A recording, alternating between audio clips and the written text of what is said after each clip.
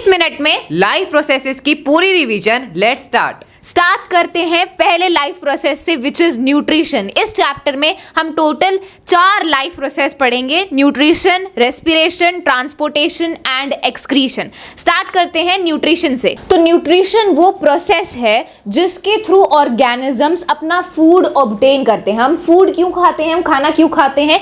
Energy produce करने के लिए, ठीक है। हमें एनर्जी चाहिए सारे बॉडीली फंक्शंस को परफॉर्म करने के लिए। जो भी हम काम कर रहे हैं, हम चलते हैं, बोलते हैं, ये सारे जो फंक्शंस हैं या और दूसरे बॉडी में जो प्रोसेसेस चल रहे होते हैं, उन सभी को परफॉर्म करने के लिए एनर्जी की रिक्वायरमेंट होती है। एंड ये एनर्जी कैसे प्रोड्यूस होती है? फूड के थ्रू, ठीक है। तो फूड हम ऑब्टेन करते हैं, इसी प्रोसेस को न्यूट्रिशन बोला जाता है, ठीक है। अब देखो, 2 टाइप के न्यूट्रिशन होते हैं: ऑटोट्रॉफिक न्यूट्रिशन, हेटेरोट्रॉफिक न्यूट्रिशन।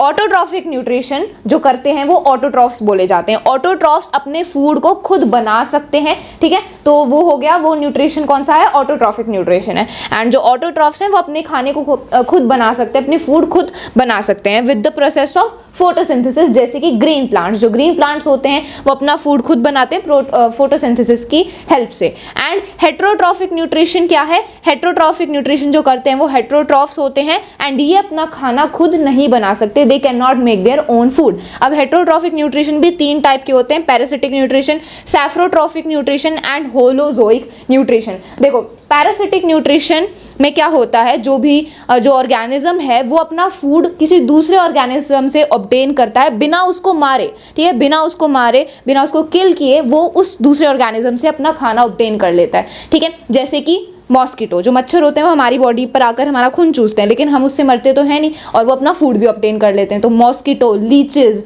लाइस, ये सारे पैरासिटिक न्यूट्रिशन में आते हैं, ठीक है। सैफ्रोट्रॉफिक न्यूट्रिशन क्या होता है? इसमें जो ऑर्गेनिजम्स हैं वो फूड को अपनी बॉडी के बाहर ब्रेक डाउन करते हैं एंड देन उसको ऑब्जर्व कर लेते हैं। जैसे कि जो फंजाई हैं, जैसे मशरूम, ईस्ट, ठीक है, ये सारे सैफ्रोट्रॉफिक न्यूट्रिशन करते हैं। होलोजोइक न्यूट्रिशन में क्या होता है कि फूड हम पहले अपनी बॉडी के अंदर लेते हैं एंड देन उसको ब्रेक डाउन करते हैं, ठीक है। जैसे कि ह्यूमन बींग्स में हम पहले खाना खाते हैं एंड देन अंदर वो डाइजेस्ट होता है, हमारी बॉडी के अंदर ब्रेक डाउन होता है। तो दैट इज होलोजोइक न्यूट्रिशन, ठीक है। एग्जाम्पल है इसका ह्यूमन बींग्स। तो आगे अब हम डिटेल में सबसे पहले बात करेंगे कि प्लांट्स में कैसे न्यूट्रिशन ऑब्टेन होता है एंड देन हम ह्यूमन बींग्स के बारे में बात करेंगे। First let's discuss about nutrition in plants. तो देखो, प्लांट्स में न्यूट्रिशन कैसे होता है, प्लांट्स अपना खाना कैसे बनाते हैं? फोटोसिंथेसिस प्रोसेस की हेल्प से, ठीक है। देखो, plants make their own food using sunlight, carbon dioxide from air, water from soil and chlorophyll. Plants अपना खाना खुद बनाते हैं फोटोसिंथेसिस प्रोसेस की हेल्प से। एंड वो किन किन चीज़ों का यूज़ करते हैं? एयर में जो कार्बन डाइऑक्साइड प्रेजेंट है उसका यूज़ करते हैं, सन से जो सनलाइट आ रही है उसका यूज़ करते हैं, एंड सॉइल से वाटर एंड क्लोरोफिल का यूज़ करते हुए वो अपना खाना खुद बनाते हैं, ठीक है। अब होता क्या है, देखो यहाँ पर आपको स्टेप्स पूरे अच्छे से पता होने चाहिए। जो क्लोरोफिल प्रेजेंट होती है, क्लोरोफिल ये ग्रीन पिगमेंट होती है जो क्लोरोप्लास्ट में प्रेजेंट होती है। एंड ये जो क्लोरोफिल है ये क्या करती है? ये लाइट एनर्जी को एब्जॉर्ब कर लेती है सनलाइट में, सन में से जो लाइट एनर्जी आ रही है उसको एब्जॉर्ब कर लेती है। एंड देन क्या होता है, फिर जो लाइट एनर्जी आई है सन से वो कन्वर्ट होती है केमिकल एनर्जी में, उसको कन्वर्ट किया जाता है केमिकल एनर्जी में। अब इस केमिकल एनर्जी को कहाँ पर यूज किया जाता है? इस केमिकल एनर्जी को यूज किया जाता है वाटर मॉलिक्यूल्स को ब्रेक डाउन करने के लिए, हाइड्रोजन एंड ऑक्सीजन में। वाटर मॉलिक्यूल का फॉर्मूला होता है H2O, तो इसको इस केमिकल एनर्जी का यूज किया जाता है वाटर मॉलिक्यूल को ब्रेक डाउन करने के लिए। हाइड्रोजन गैस अलग हो जाती है, ऑक्सीजन गैस अलग हो जाती है, ठीक है। फिर क्या किया जाता है? Reduction of CO2 to carbohydrate. जो कार्बन डाइऑक्साइड गैस है उसको रिड्यूस किया जाता है, मतलब इसमें हाइड्रोजन का एडिशन होता है। जो हाइड्रोजन अभी वाटर मॉलिक्यूल्स को स्प्लिट करके बनी है, उस हाइड्रोजन को कार्बन डाइऑक्साइड में ऐड कर देते हैं एंड कार्बोहाइड्रेट्स बनता है। एंड ये रिडक्शन हो रहा है कार्बन डाइऑक्साइड का, बिकॉज हाइड्रोजन हम ऐड कर रहे हैं एंड देन कार्बोहाइड्रेट्स बनता है which is the food of the plant. And जो ऑक्सीजन है वो प्लांट रिलीज कर देता है एज अ वेस्ट प्रोडक्ट, ठीक है। अब ये तो पूरा प्रोसेस होता है फोटोसिंथेसिस का, ऐसे अपना जो प्लांट है वो अपना खाना खुद बनाते हैं। अब प्लांट्स के थ्रू गैसेस का एक्सचेंज कैसे होता है? कैसे जो प्लांट्स हैं वो कार्बन डाइऑक्साइड लेते हैं, ऑक्सीजन छोड़ते हैं, ठीक है। हम जानते हैं कि जो प्लांट्स हैं वो एक्सेस ऑफ वाटर को भी लूज करते हैं। तो ये कैसे होता है? ये exchange of gases, loss of water, ये कैसे होता है प्लांट्स में? तो ये होता है स्टोमेटा के थ्रू। स्टोमेटा टाइनी पोर्स होते हैं जिनके थ्रू, ये टाइनी ओपनिंग्स होती हैं जिनके थ्रू एक्सचेंज होता है, ठीक है। अब देखो, opening and closing of stomata, कभी जो स्टोमाटा है वो कभी ओपन होते हैं कभी क्लोज होते हैं। ये किस पर डिपेंड करता है? ये डिपेंड करता है गार्ड सेल्स पर। स्टोमाटा के दोनों तरफ ये किडनी शेप्ड बीन्स होते हैं, गार्ड सेल्स होते हैं एंड यही रिस्पॉन्सिबल होते हैं स्टोमाटा की ओपनिंग एंड क्लोजिंग के लिए। अगर गार्ड सेल्स में पानी भर जाएगा तो ये फूल जाते हैं एंड जो स्टोमेटल पोर है वो खुल जाता है। एंड अगर इनमें से पानी निकल जाएगा, ये श्रिंक हो जाएंगे, पिचक जाएंगे एंड जो स्टोमेटल पोर है वो भी बंद हो जाएगा। ठीक है, तो गार्ड सेल्स पर डिपेंड करता है that when the stomatal pore will be open और क्लोज्ड। ठीक है, तो हमने प्लांट्स में न्यूट्रिशन की बात करी। अब बात करते हैं न्यूट्रिशन इन ह्यूमंस। हम अपने न्यूट्रिशन को कैसे ऑब्टेन करते हैं, हमारे में ये प्रोसेस कैसे होता है। तो देखो, सबसे पहले जैसे ही हम खाना अपने मुंह में डालते हैं तुरंत जो डाइजेशन का प्रोसेस है वो शुरू हो जाता है। जैसे ही हमने खाना अपने मुंह में डाला तो हमारे मुंह में क्या होते हैं, सलाइवरी ग्लैंड्स होते हैं जो कि सलाइवा प्रोड्यूस करते हैं। ठीक है, सलाइवा में क्या होता है, सलाइवा में एक एंजाइम होता है जिसका नाम होता है सलाइवरी अमाइलेस। यहाँ पर लिखा है सलाइवरी अमाइलेस। ये क्या करता है, ये कार्बोहाइड्रेट को ग्लूकोज में ब्रेक डाउन करता है, मतलब स्टार्च को सिंपल शुगर में ब्रेक डाउन करता है। ठीक है, डाइजेशन प्रोसेस में यही होता है, जो कम्प्लेक्स फूड मटीरियल है उसको सिंपल फूड मटीरियल में ब्रेक डाउन किया जाता है एंड उसके लिए अलग अलग एंजाइम्स होते हैं। तो सलाइवरी अमाइलेस हमारे सलाइवा में होता है जो कि कार्बोहाइड्रेट को ग्लूकोज में ब्रेक डाउन करता है। ठीक है, अब जो फूड है वो हमारे माउथ से पहले जो फूड है उसको ब्रेक डाउन कर दिया जाता है छोटे छोटे पीसेस में ताकि वो इजीली ट्रांसपोर्ट हो सके। ठीक है, एंड देन जो फूड है वो हमारी ईसोफेगस के थ्रू, ईसोफेगस ही हमारी फूड पाइप होती है जो कि खाने को ट्रांसपोर्ट करता है टू द स्टमक। ओके, तो ईसोफेगस ना कुछ मूवमेंट्स करता है जिसको पेरिस्टाल्टिक मूवमेंट्स बोला जाता है। ठीक है, वो कभी पिचकता है, फिर कभी कॉन्ट्रैक्ट होता है, कभी रिलैक्स होता है, कॉन्ट्रैक्ट होता है, रिलैक्स होता है। इसके थ्रू जो फूड है वो ट्रैवल करके स्टमक तक इजीली पहुंच पाता है एंड इसी मूवमेंट को बोला जाता है पेरिस्टाल्टिक मूवमेंट। ठीक है, अब जैसे ही फूड स्टमक में पहुंचता है तो स्टमक में होते हैं गैस्ट्रिक ग्लैंड्स जो कि HCl, पेप्सिन एंड म्यूकस ये तीनों एंजाइम्स रिलीज करते हैं। जो हाइड्रोक्लोरिक एसिड है, HCl है, ये क्या करता है, ये हमारे स्टमक में एसिडिक मीडियम क्रिएट करता है। एसिडिक मीडियम बिकॉज HCl क्या है, एक एसिड है, तो एसिडिक मीडियम क्रिएट करता है। क्यों? बिकॉज जो पेप्सिन एंजाइम है ना उसको काम करने के लिए एसिडिक मीडियम चाहिए, तो HCl तो एसिडिक मीडियम बना देता है। पेप्सिन क्या करता है, पेप्सिन प्रोटीन को ब्रेक डाउन करता है एमिनो एसिड्स में। ठीक है, देन म्यूकस क्या करता है, म्यूकस एक लाइनिंग होती है हमारी स्टमक के वॉल्स में एंड ये हमारे स्टमक को HCl से प्रोटेक्ट करती है बिकॉज हाइड्रोक्लोरिक एसिड काफ़ी स्ट्रॉन्ग एसिड है, हमारी स्टमक को हार्म हो सकता है अगर म्यूकस नहीं होगा तो म्यूकस प्रोटेक्ट करता है हमारे स्टमक को। ठीक है, अब जो फूड है वो स्टमक से फिर आता है स्मॉल इंटेस्टाइन में एंड स्मॉल इंटेस्टाइन ही है site of complete digestion because यहीं पर फूड की जो मोस्ट ऑफ द डाइजेशन है वो हो चुकी होती है। ठीक है, अब देखो स्मॉल इंटेस्टाइन में भी ना सिक्रीशंस आती हैं पैनक्रियाज से एंड लिवर के गैल ब्लैडर से। ठीक है, पैनक्रियाज से दो एंजाइम्स रिलीज होते हैं which is trypsin and lipase and liver में जो गैल ब्लैडर है इससे बाइल जूस सिक्रीट होता है एंड ये पैनक्रियाज में आते हैं। पैनक्रियाज भी पैनक्रिएटिक जूसेस रिलीज करता है एंड देन यहाँ पर फूड की कंप्लीट डाइजेशन हो जाती है। ठीक है, so small intestine is known as the site of complete digestion and small intestine में एक हेयर लाइक स्ट्रक्चर्स प्रेजेंट होते हैं जिनको विलाई बोलते हैं एंड ये विलाई क्या करते हैं, ये जो यूजफुल मटेरियल होता है जो हमारी बॉडी के लिए यूजफुल है उसको ऑब्जर्व कर लेते हैं, एब्जॉर्ब कर लेते हैं फूड में से। ठीक है, एंड जो भी हार्मफुल मटेरियल है जो हमारे लिए बिल्कुल भी नेसेसरी नहीं है वो फिर स्मॉल इंटेस्टाइन से लार्ज इंटेस्टाइन में आता है। लार्ज इंटेस्टाइन में से फिर वाटर को एब्जॉर्ब किया जाता है एंड जो फाइनल जो वेस्ट प्रोडक्ट है वो हमारी एनएस के थ्रू आउट हो जाता है।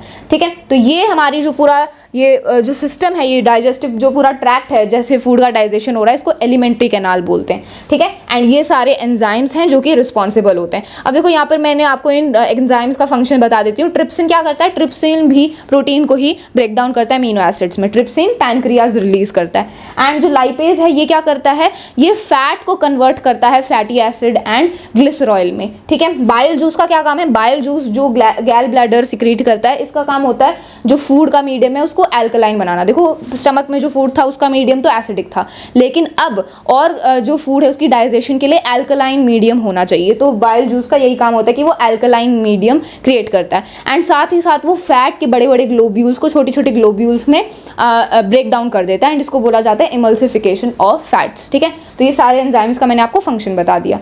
अब हमने न्यूट्रिशन के बारे में पूरा अच्छे से डिस्कस कर लिया है। अब हम बात करेंगे दूसरे लाइफ प्रोसेस के बारे में which is respiration. So friends, अब डिस्कस करते हैं रेस्पिरेशन के बारे में। तो रेस्पिरेशन क्या होता है, respiration is simply the process of releasing of energy from the food, यानी कि जो खाना हम खाते हैं उसमें से एनर्जी रिलीज करने का ये जो प्रोसेस है इसी को हम रेस्पिरेशन कहते हैं। अब यहाँ पे जो ये प्रोसेस है of releasing of energy from the food यानी कि यहाँ पे ग्लूकोज की बात हो रही है। हमारे फूड में देखो कार्बोहाइड्रेट्स, फैट्स, प्रोटीन ये सब प्रेजेंट होता है, इन्हीं का ब्रेकडाउन करके ग्लूकोज फॉर्म होता है जो कि एक 6 कार्बन मॉलिक्यूल होता है। अब इस ग्लूकोज का का ब्रेकडाउन से एनर्जी रिलीज होती है। ये जो एनर्जी रिलीज होती है ये ऑक्सीजन के प्रेजेंस में भी हो सकती है, ऑक्सीजन के एब्सेंस में भी हो सकती है। देखो हम ऑक्सीजन को इनहेल करते हैं तो इस ऑक्सीजन का यूज होता है इस रेस्पिरेशन के प्रोसेस में। तो जब ऑक्सीजन का यूज होता है तो that is known as aerobic respiration. So aerobic respiration क्या होती है? Breakdown of pyruvate. पाइरुवेट क्या होता है? This is a 3 carbon molecule. Glucose क्या होता है? 6 कार्बन मॉलिक्यूल होता है, C6H12O6, ये 6 कार्बन मॉलिक्यूल है। वहीं पे पाइरुवेट एक 3 कार्बन मॉलिक्यूल है। तो अब यहाँ पे आपको जो पाइरुवेट है जब उसका ब्रेकडाउन ऑक्सीजन के प्रेजेंस में होता है, पाइरुवेट से आप समझ सकते हो ग्लूकोज की ये एक फॉर्म है, ठीक है। तो ग्लूकोज का ब्रेकडाउन जब यहाँ पे ऑक्सीजन के प्रेजेंस में होता है दैट इज एरोबिक रेस्पिरेशन। इसमें क्या है? इसके एंड प्रोडक्ट्स क्या होते हैं? Release energy, energy obviously release होती है इसमें, along with CO2 carbon dioxide gas जो कि हम एक्सहेल करते हैं, एंड वाटर इसमें फॉर्म होता है, ठीक है। और इस जो एनर्जी है इसकी एनर्जी की करेंसी क्या है? Adenosine triphosphate which is ATP molecules की फॉर्म में ये एनर्जी फॉर्म होती है। And in the cell it occurs in the mitochondria of many plants and animals included humans. तो ऑब्वियसली रेस्पिरेशन क्या है? एक इंटरसेलुलर प्रोसेस है, यानी कि ये सेल के अंदर होता है माइटोकॉन्ड्रिया में। क्लियर हुआ? अब बात करते हैं एनाएरोबिक रेस्पिरेशन की। एनाएरोबिक रेस्पिरेशन क्या होता है? जब इस ग्लूकोज का ब्रेकडाउन होता है, जब इस पाइरुवेट का ब्रेकडाउन एब्सेंस ऑफ ऑक्सीजन में होता है। Breakdown of pyruvate occurs in the absence of oxygen. इसके एंड प्रोडक्ट्स क्या होते हैं? देखो इसमें आपको 2 रिएक्शन याद करने हैं। सबसे पहला यीस्ट वाला, उसके एंड प्रोडक्ट्स होते हैं release less amount of energy along with CO2 and ethanol. यानी कि यीस्ट जो कि एक ऑर्गेनिज्म है उसमें जो ये एनाएरोबिक रेस्पिरेशन होता है उसमें एनर्जी तो रिलीज होती है लेकिन वो लेस अमाउंट में होती है as compare to aerobic respiration. और क्या एंड प्रोडक्ट होते हैं इसके? एनर्जी हो गया और आपका CO2 गैस रिलीज होती है और इसमें इथेनॉल भी फॉर्म होता है। इथेनॉल यानी कि अल्कोहल की यहाँ पे बात हो रही है और ये इथेनॉल फॉर्म होता है यीस्ट की यहाँ पे बात कर रहे हैं। अब हम यहाँ पे जो एनाएरोबिक रेस्पिरेशन ह्यूमन बींग्स में होता है, अब आप कहोगे ह्यूमन बींग्स में तो एरोबिक रेस्पिरेशन होता है, ऑक्सीजन की प्रेजेंस में होता है। नहीं, ऐसा नहीं है। एनाएरोबिक रेस्पिरेशन भी होता है हमारे मसल सेल्स में। मसल सेल्स में एनाएरोबिक रेस्पिरेशन कब होता है? जब आप बहुत इंटेंस वर्कआउट करते हो, इंटेंस एक्सरसाइज करते हो तो वहां पे ऑक्सीजन की रिक्वायरमेंट ज्यादा होती है, हम जल्दी जल्दी सांस लेते हैं लेकिन उतना ऑक्सीजन फुलफिल डिमांड नहीं हो पाती जिस वजह से ऑक्सीजन की कमी हो जाती है, यानी कि एनाएरोबिक रेस्पिरेशन होता है मसल सेल्स में। अब इसके एंड प्रोडक्ट्स क्या होते हैं? 2 एंड प्रोडक्ट होते हैं, lactic acid and obviously energy भी यहाँ पे फॉर्म होती है। एंड दिस कॉज क्रैम्प्स, यानी कि जो मसल्स में आपको पेन होता है, इंटेंस पेन होता है, and this is because of the anaerobic respiration in the muscle cells. तो यहाँ पे आपने टोटल 3 केमिकल रिएक्शन डिस्कस करे, आप यहाँ पे पिक्चर में भी देख सकते हो। अब नेक्स्ट है plant have low energy needs. अब ऐसा नहीं है कि सिर्फ ह्यूमन बींग्स में ही एनर्जी की नीड होती है, जो ग्लूकोज का ब्रेकडाउन होता है प्लांट्स में भी सेम प्रोसेस होता है but it is low, the need is low as compare to the human beings. आगे बढ़े, अब डिस्कस करते हैं रेस्पिरेशन इन ह्यूमंस। तो हमने रेस्पिरेशन जान लिया, एरोबिक क्या होता है, एनाएरोबिक रेस्पिरेशन क्या होता है। अब हम यहाँ पे कुछ रेस्पिरेटरी मैकेनिज्म यानी कि जो ब्रीथिंग होती है रेस्पिरेशन में, ब्रीथिंग क्या है? रेस्पिरेशन का ही एक पार्ट है। हम इनहेल करते हैं ऑक्सीजन, एक्सहेल करते हैं carbon dioxide gas, this is a part of respiratory mechanism. तो इनहेलेशन क्या होता है? इसको याद करने की जरूरत नहीं है, आप खुद सोचो ना। मैं अभी इनहेल करता हूं, देखो मैंने इनहेल किया, ऑक्सीजन मेरे अंदर गई, O2 मैंने इनहेल किया तो मेरा जो यहाँ पे चेस्ट था हो गया फूल गई। तो यहाँ पे यही लिखा है when we breathe in our ribs move forward. आप जैसे ब्रीथ करोगे तो आपका जो रिब्स है वो आगे मूव फॉरवर्ड होंगी and flatten our diaphragm. Diaphragm क्या होता है? ये एक डोम शेप मसल होती है और ये फ्लैट हो जाती है। वैसे इसकी शेप कर्व होती है, डोम शेप होती है, लेकिन जब आप इनहेल करते हो तो ये डोम से फ्लैट हो जाती है। क्लियर हुआ? एक अगला है एक्सहेलेशन। एक्सहेलेशन क्या होता है? जब हम एक्सहेल करते हैं कार्बन डाइऑक्साइड गैस, ठीक है, और आपने इनहेल करा, वो ऑक्सीजन ग्लूकोज के साथ मिलके रेस्पिरेशन हुआ, एनर्जी फॉर्म हुआ, H2O यानी कि वाटर फॉर्म हुआ और एनर्जी रिलीज होती है। तो ये जो प्रोसेस है ये ऑक्सीजन इनहेल करने के बाद हो गया। उसके बाद एंड प्रोडक्ट जो आपका CO2 है वो आप एक्सहेल करते हो एंड यहाँ पे एक्सहेलेशन में when we breathe out the ribs move downward.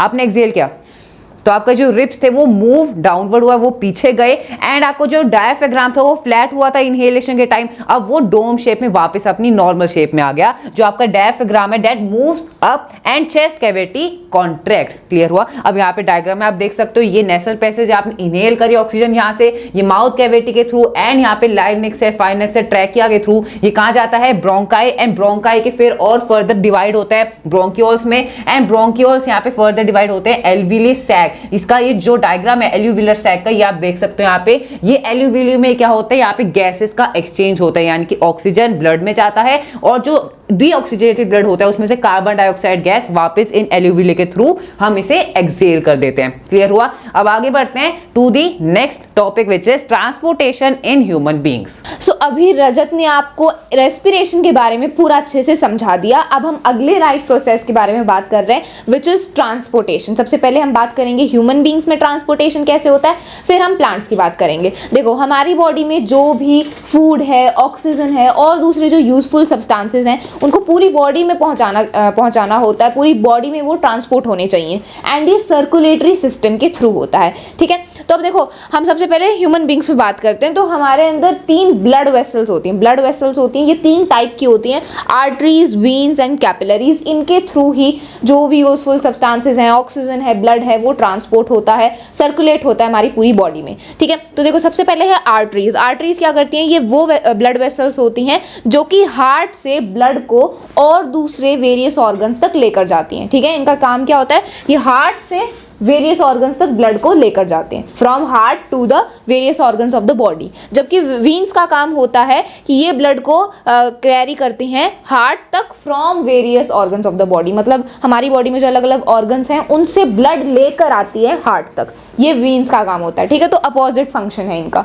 And arteries की जो वॉल होती है वो थिक होती है बिकॉज हार्ट से जो ब्लड पंप हो रहा होता है उसका काफ़ी हाई प्रेशर होता है, इसीलिए इसकी जो वॉल्स होती हैं वो थिक होती हैं। एंड वीन्स की जो वॉल होती है वो थिन होती है बिकॉज इतना प्रेशर इन्हें नहीं झेलना पड़ता। एंड वीन्स में वॉल्व्स होती हैं जो कि ब्लड के बैकवर्ड फ्लो, जो ब्लड है वो पीछे फ्लो ना करे, बैकवर्ड फ्लो ना करे, उसको रोकती हैं। ठीक है, कैपिलरीज क्या होती हैं, ये टाइनी ब्लड वेसल्स होती हैं जो कि आर्टरीज, वीन्स दोनों को कनेक्ट करती हैं। ठीक है, तो ये उनका जंक्शन होता है, जहां पर ये दोनों कनेक्टेड है वहां पर होती है कैपिलरीज। ठीक है, अब देखो कैसे ब्लड फ्लो करता है हमारे हार्ट के थ्रू, हमारी बॉडी के थ्रू, वो हम डिस्कस कर लेते हैं इस डायग्राम की हेल्प से। This is a very very important diagram. देखो हमारी बॉडी में 2 टाइप के ब्लड होते हैं, deoxygenated blood, oxygenated blood. Deoxygenated blood जिसमें कार्बन डाइऑक्साइड है, ऑक्सीजनेटेड ब्लड जिसमें कार्बन डाइऑक्साइड नहीं है, ऑक्सीजन है।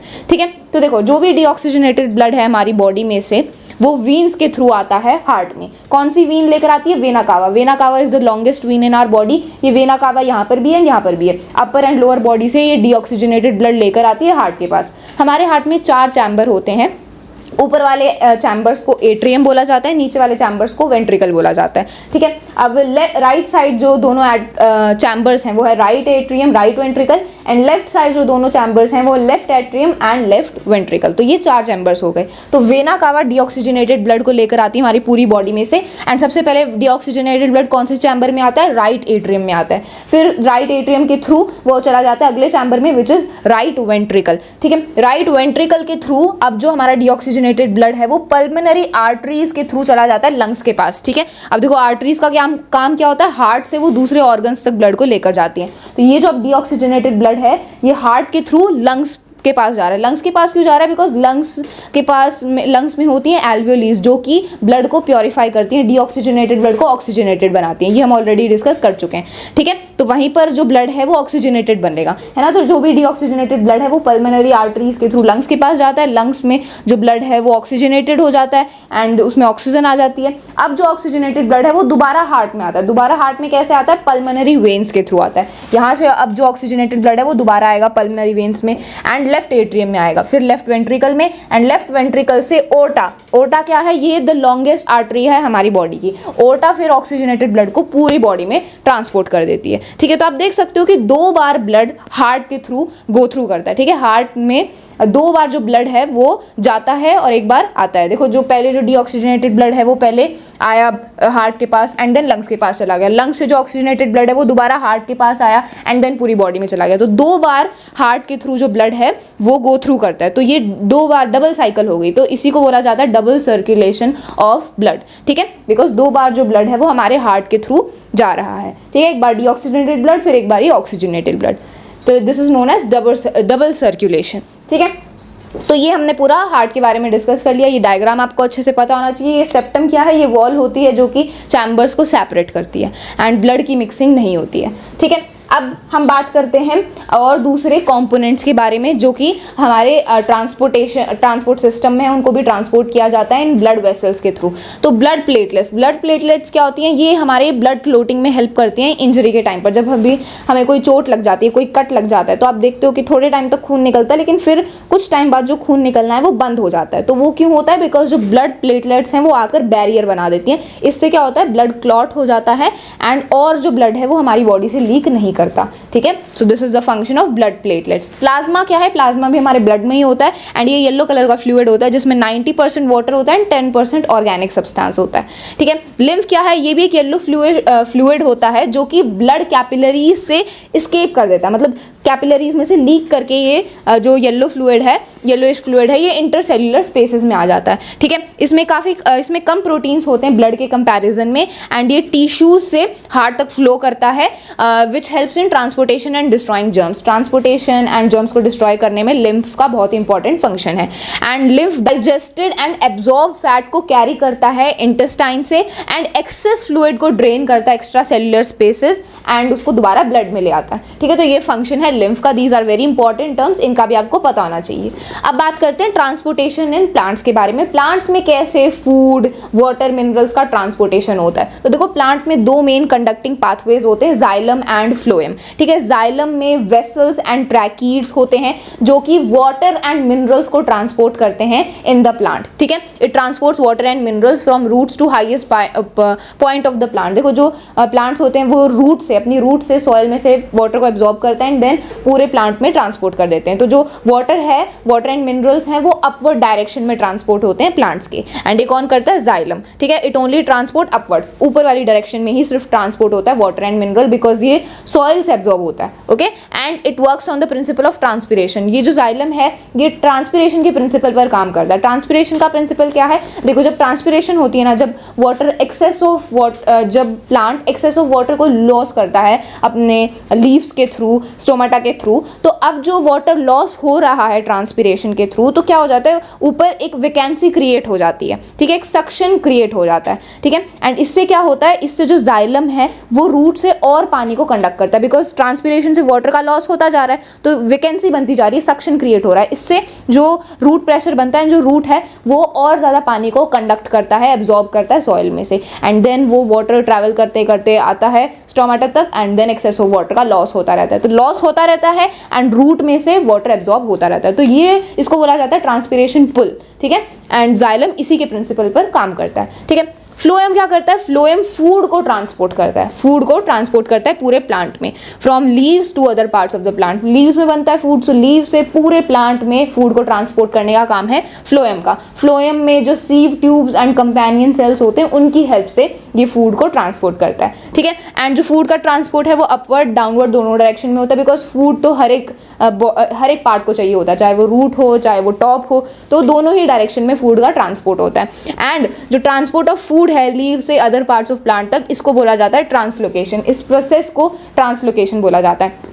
एंड ये जो फूड का ट्रांसपोर्ट है ना, इसमें एनर्जी यूज होती है, तो जो एनर्जी सेव है प्लांट के पास एटीपी के फॉर्म में, उस एनर्जी का यूज किया जाता है फूड को ट्रांसपोर्ट करने के लिए एंड इसी प्रोसेस को ट्रांसलोकेशन बोलते हैं। ठीक है, तो ये है transportation in plants. Xylem and phloem का मेन रोल है इसमें, जो कि हमने अच्छे से डिस्कस किया।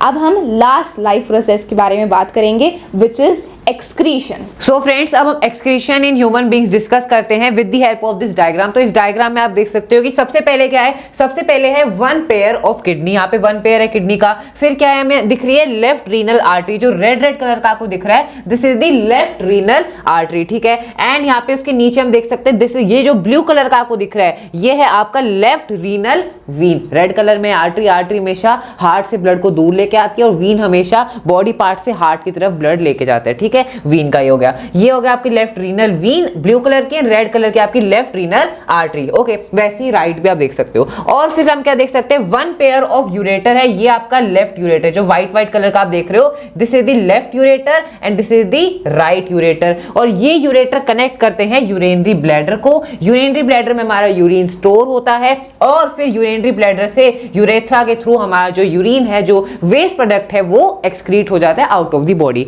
अब ये डायग्राम आपको ध्यान रखना है, डायग्राम जरूर आएगा एग्जाम में, तो सारे जो डायग्राम्स है खासकर बायोलॉजी में उन्हें बनाकर देखना, प्रैक्टिस करना। आगे बढ़े, अब डिस्कस करते हैं हमारी जो फिल्ट्रेशन यूनिट्स हैं विच इज नेफ्रॉन, उनके बारे में। So now let's move on.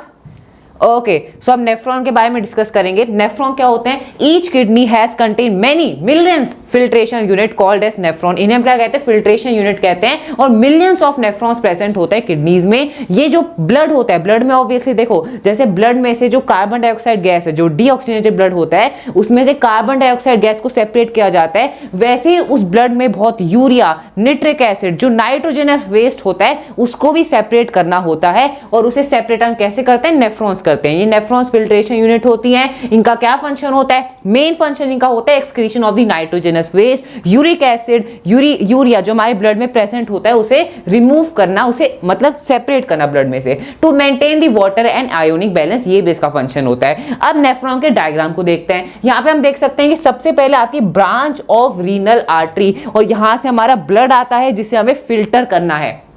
ठीक है, तो यहां से आपका ब्लड आ गया जिसे हमें फिल्टर करना है। अब सबसे पहले आता है आपकी बोमेंस कैप्सूल। बोमेंस कैप्सूल ये कप लाइक होता है और इसके अंदर ग्लोमेरुलस होता है। और इसके अंदर क्या होता है? आपके ब्लड में से जो आप कह सकते हो वेस्ट प्रोडक्ट है, जो यूरिया है, यूरिक एसिड है, जो नाइट्रोजनस वेस्ट है, उसे सेपरेट किया जाता है। लेकिन अब इसका यहाँ पे ऐसा नहीं कि सारा जो वेस्ट है और जो प्योर ब्लड है उसे पूरा सेपरेट कर देते हैं, ऐसा नहीं होता। कुछ आपका ग्लूकोज हो गया, साल्ट्स हो गए, जो यूजफुल मटेरियल है, वो भी उस वेस्ट में आ जाता है। अब उसको हमें वापस सिलेक्टिवली रीएब्सॉर्ब करना पड़ेगा।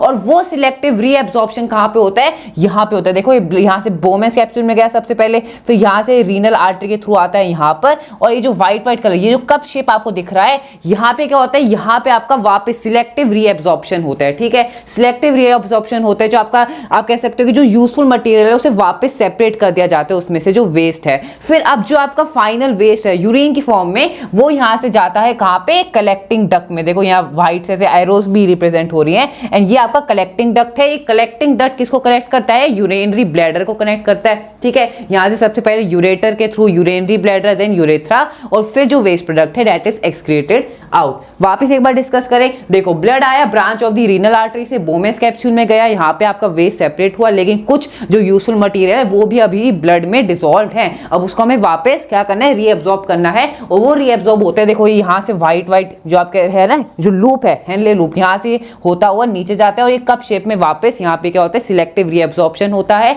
सेपरेशन होता है वेस्ट का। फिर वो वेस्ट यहाँ से होता हुआ कलेक्टिंग डक्ट के through ureter, then urinary bladder, then urethra के थ्रू एक्सक्रीट हो जाता है। क्लियर हुआ? अब आगे बढ़ते हैं और डिस्कस करते हैं last topic which is excretion in plants. तो plant use different strategies for excretion of different product, और बहुत इंपॉर्टेंट टॉपिक है। इस पे बेस्ड मेरा हाफ ईयरली में एमसीक्यू भी आया था, तो ध्यान से पढ़ना कि क्या क्या अलग अलग तरीके हैं जिसके थ्रू प्लांट अपने जो एक्सक्रीटरी प्रोडक्ट्स होता है उन्हें रिमूव करता है अपनी बॉडी में से। देखो सबसे पहले ऑक्सीजन है, carbon dioxide is diffuse through stomata. Stomata के थ्रू जो गैसेस होती हैं, ऑक्सीजन हो गया, कार्बन डाइऑक्साइड गैस होगी, इन्हें रिलीज किया जाता है, डिफ्यूज किया जाता है। अब बात करते हैं वाटर की। तो जो एक्सेस वाटर होता है, आप देखो जैसे मान लो 100% वाटर है, उसमें से 95-97% तो वेस्ट होता है, बस 5-6% जो रूट्स हैं, जो प्लांट है, वो उसे यूज करता है। बाकी का जो वाटर है उसे रिलीज कर दिया जाता है through the process of transpiration. ठीक है, ट्रांसपीरेशन कैसे होता है? आपके एरियल पार्ट्स होते हैं, स्टेम हो गया, लीफ हो गया, उनके थ्रू इस एक्सेस वाटर को रिलीज कर दिया जाता है। ठीक है, नेक्स्ट है plant can even lose some of their old parts like old leaf, जो आप देखते हो पत्तियां झड़ती हैं, and the bark of the tree, उसे वो शेड कर देता है प्लांट। अब नेक्स्ट है other waste product like resins and gums especially in the old xylem cells which can be also lost by the plant. ये भी इंपॉर्टेंट है। नेक्स्ट है plant also secrete some waste substance into the soil around them. So जो आसपास में soil है उसमें भी कुछ वेस्ट प्रोडक्ट्स को प्लांट रिलीज कर देता है। तो ये हो गया छोटा सा topic of excretion of plants. हमने एक्सक्रीशन इन ह्यूमन बीइंग्स भी डिस्कस करा, और बाकी जितने भी लाइफ प्रोसेसेस थे उन्हें भी हमने क्विक रिवीजन उनकी कर ली। So hope you found this video helpful. Thank you so much.